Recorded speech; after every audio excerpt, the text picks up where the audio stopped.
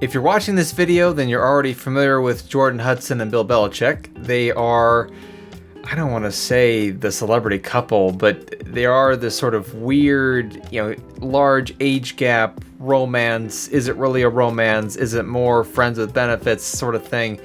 And everyone's gotten really curious about why this relationship exists, what's happening with it, the whole CBS Sunday Morning interview, which I watched before it blew up, by the way, because I watched that show regularly. Everyone's curious what the hell's going on as a result of that interview and her interruption to say that we're not going to talk about how the two met. And the internet had sort of settled on the fact that they met on a flight, which I have not confirmed, but I've heard that flight was from Boston to Palm Beach, and it was first class. So it's like, yeah, how does a college student get first class to Palm Beach? That's sort of curious. Now, I didn't hear about the relationship until Tom Brady's roast, and he mentioned the Ring video, which we'll discuss more later because I found the house actually where that took place. But I had no idea that this was a thing until that point. I had no idea the Ring video was a thing. I thought it might be fake. I mean, it was very grainy. Could it actually be Bill Belichick? And then over time, more and more photos came out about the relationship, and then they started being more public about it, and it just got really weird. And to me, it's like when it's someone that young and there's that large of an age gap,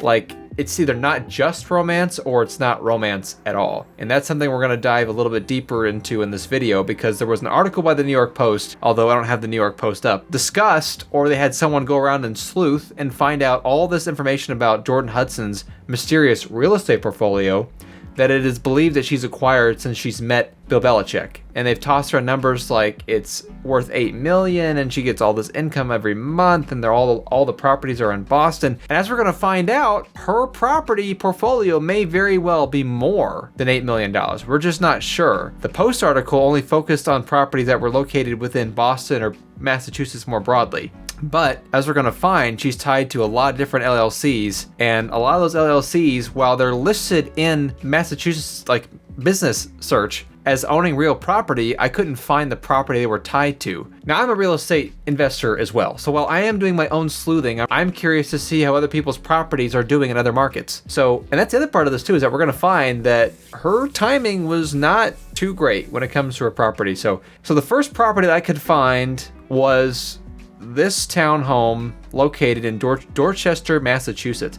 Now, I say townhome because the article alleges that she bought this property as a townhome and converted it to a multifamily apartment. So it's got 3 levels. They're all 4-bedroom units. They all have 2 baths, and the whole thing is 4,000 square feet. And as part of this whole thing, the article alleges that she bought these properties in her personal name and then transferred them to LLCs. I could only find that with this property. I can't confirm that with others. It was also alleged that she bought these properties with paying only 50% down, approximately. And then it's alleged that a year later, all the properties were owned free and clear. Once again, I could not find information confirming that the mortgages were paid off, but I can confirm that she purchased these properties in 2023. And this is when it was purchased in June, which is crazy because the Tom Brady roast, I think, was in December of 23?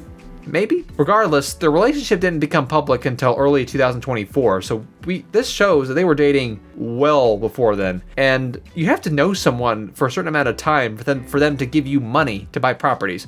So, I mean, we have no idea when this relationship started. She may have not even been 20 when they met. We just have no idea. Now, I'm not going to dive into her background. There's articles that have come out about her family's story, and I'm not going to dive into that. I'm just going to talk about just the LLCs and those properties. So what I find interesting as well, and by the way, let me pop over to the next slide. This is the inside. This is one of the units she has listed for rent. I guess you can look at this and say that may be 1,000 square feet. I mean, 1,000 square feet for 4 bedrooms, that just seems really tiny. But I guess we look at it this way, look at these photos, it's definitely possible.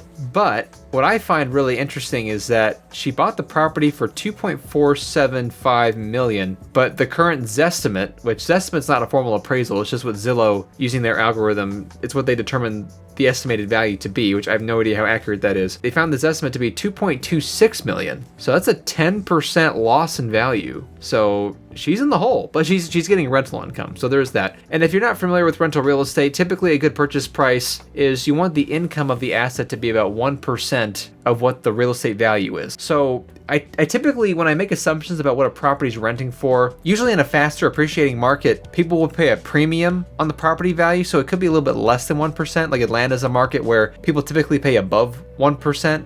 because the properties are appreciating so fast. That could be the case here, but let's just make a comfortable assumption that if the property is worth $2.5 million, so my estimate is that it's producing $25,000 of income, but you have to remember she has expenses relating to updating the properties, she has to pay property taxes, she has to pay insurance, so she's not getting all of that, and then she has to pay taxes on what's left. So $25,000, let's ballpark saying she's getting $12,000 a month in cash for this property. It's cash flowing $12,000. We'll say that. Now, when I looked at the property records, it also listed the same LLC that owns this property for this one, which is a couple houses down. The deed had the LLC's name on it, but I couldn't see any transaction information. There's no tax history for this property. There's no sale price. So I'm not totally sure that she owns this. I don't think so. But her name's on the deed, so that means she owns it, or at least owned it at one point. And this street view photo, I'm not sure what year this is from. I mean, she could have renovated this. If you're in Boston, you have to do some sleuthing of your own to figure out where this is.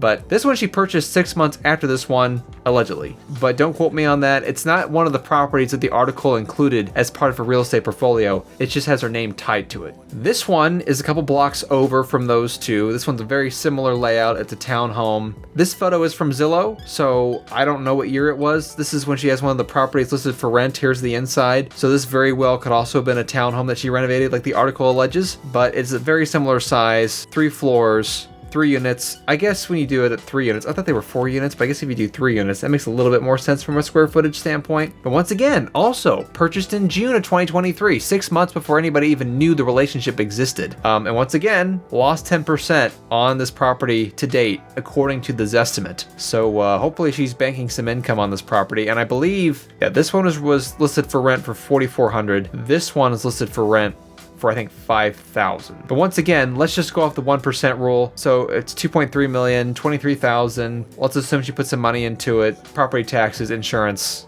maintenance. She's roughly banking about half of that. So 11,000-ish. So now she's up to what? 23,000 in income per month. Now this is the other one. This is her largest purchase. This one is actually in Boston proper. It's in the Roxbury Crossroads neighborhood, I think. And I say Roxbury, I think it's Roxbury Crossroads. This one is huge. It's 15 bedrooms, 9 bathrooms, 5,000 square feet. I have to believe that that's 4 units. This has to be a quad. There's no way. It does look like it's been added on to. Like there's a modern like flat roof build out in the back. So it looks like it's been, but this one's a monster. She purchased it for $3 million. And what's weird is I actually had a hard time finding this one. The only reason I was able to actually find it was because the article insisted that she owned it. But what's weird is that she doesn't have this listed under her LLC. This one is listed under her personal name, which typically in real estate, you put each property in its own LLC to protect you from a liability standpoint. So for example, if there were to be an accident and somebody dies, someone sues you for like $10 million, well, they can only sue you to the extent that your property is covered. Say it's protected for a rebuilding price of $6 million, so she has it insured for $6 million, and maybe she has an umbrella policy on top of that that brings it up to like 10 million. Okay, well, if someone sues you for 20 million, they can only get 10. So that's typically how this works. That's why she would put all of these in LLCs. So why she kept it in her personal name? Maybe she's in the process of transferring it? I don't know. But surprisingly, even though this one is the closest one to Boston, this is the one she's lost the least amount of money on. She's lost 5% on it only. And according to the article, this one was fully rented and bringing in $17,000 of income. I would assume that's based off what all the units are rented for, because how else would the article know what her expenses are? So 17,000 plus 23,000, she's grossing 40 a month. There you can see the inside, you can see how nice it is. It does look like it's been renovated, so I am thinking that she probably did put some money into this.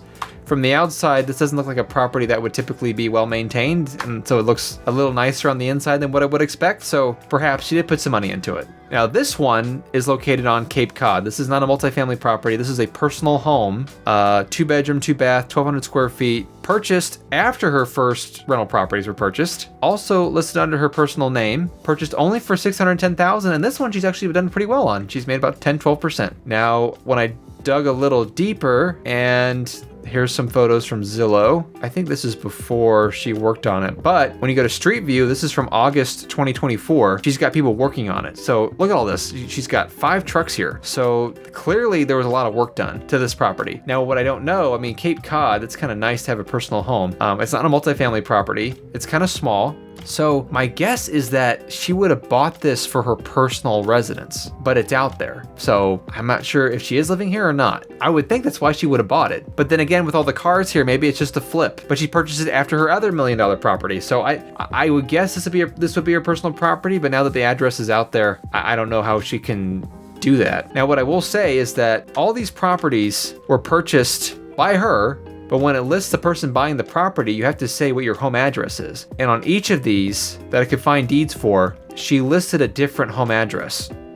One was a property I couldn't find any information for. One was this one. That's how I found this address, because this is not located in Boston. And then that's how I found this property. So if you remember, this is the cringy Bill Belichick walk of shame video, where he's walking away from allegedly from a night out with a girl. That's what everyone was alleging this video was from, because her roommates, I guess, released this to TMZ. This is the property where I alleged that happened, but I don't think she lives here anymore. The article also says that she's a part of like a bajillion different LLCs, which not all of them are located in Massachusetts, is according to the article. Most of them are associated with Massachusetts. So there could be other LLCs outside of this. Now, with an LLC, you have to have a registered agent. So there's all this talk about, oh, there's another person involved, there's another guy involved. That's just a registered agent. You can pay people to be a registered agent. That is no connection to the LLC itself. It can be somebody that she's not connected to at all. But I've narrowed down the list. This is not all the LLCs she's tied to. I've narrowed down the list to these because in the Massachusetts business database, these are the ones that claim to own property. And I was only able to find properties tied to these two LLCs. The other two properties were listed in her personal name. These other ones I can't find any properties for. And so you see like Gingerbread Apartments LLC, that's kind of suspicious. You have to think that she owns an apartment complex out there. So when they talk about her real estate portfolio was like $8 million, that includes this property, this property, this property, and this property. It does not include this one or any of the other properties that could be potentially owned by these LLCs. So her real estate portfolio could actually be quite larger, or what is listed in the article. She could be banking closer to like $100,000 a month in real estate. And I know Bill Belichick has had I'm not sure how much money he actually has. I assume it was 10 million. I'm not actually sure. But to give this person that kind of money when you've not known them that long, I assume that the relationship's been going on much longer than what we're led to believe. That is the only thing that I can conclude from all this information. So that also got me kind of curious as to can you really give somebody this much money for free? No taxes? And actually you can. It's called the Lifetime Gift and Estate Tax Exemption. So you can give away $13 million as a gift to somebody, not inheritance, not estates. We're not talking about that, a personal gift. You can give $13 million over the course of your life, tax-free. If you don't want to subtract from that amount, then you can give somebody $18,000 per year and not pay taxes on it. So does that make sense? It's over the course of your life, $13 million, you can give for free, no taxes. But after that, it's $18,000 per person per year. And regardless, you still have to file a gift tax return. So this money somewhere is documented. It's not public, but Jordon has a tax return and all this information would be on it about how she actually received all this money, which has to be from Bill. I mean, clearly it's from Bill. That goes without saying. Based off the analysis that we went through, how much money is she actually netting on all these properties? She's had these rented now for a year and a half, almost 2 years, some of them only a year. She's lost about $200K on that one. She's lost also about $200K on that one, so about $400K in the hole. And plus, we don't know how much money she put into these. Lost about $150 on that one. And then she made a profit on this one of about $80,000. So $380,000 she's in the hole. She's lost money on these if she were to sell them all now. Then there's expenses with renovating the properties. But she's also had these rented most of the time, I assume, over that last year and a half. I would assume that even when you factor in the rent, assuming that she put money into renovations, she at best is break even. That's my guess. If not, slightly in the hole. So my guess is that she's probably lost money on these, which I'm surprised given that guess or that estimate. How come no one's talking about that? Oh, Jordon Hudson's this terrible real estate person. I get the bigger headline is how does this 24-year-old have all this real estate? I get that, but she's lost money on it, technically. So I don't want to make this video too much longer. Well, I've talked for 20 some minutes, I think. I'm not sure how much I'll cut this down to, but everyone was really curious about this. I was just really curious about how real estate's been performing in the Boston market. That's why I sort of did this. So these are the details about the properties. So now you don't need to know anything else. There's no reason to do more research. So anyway, I'm going to leave it at that. Thanks for watching. We'll see you in the next video.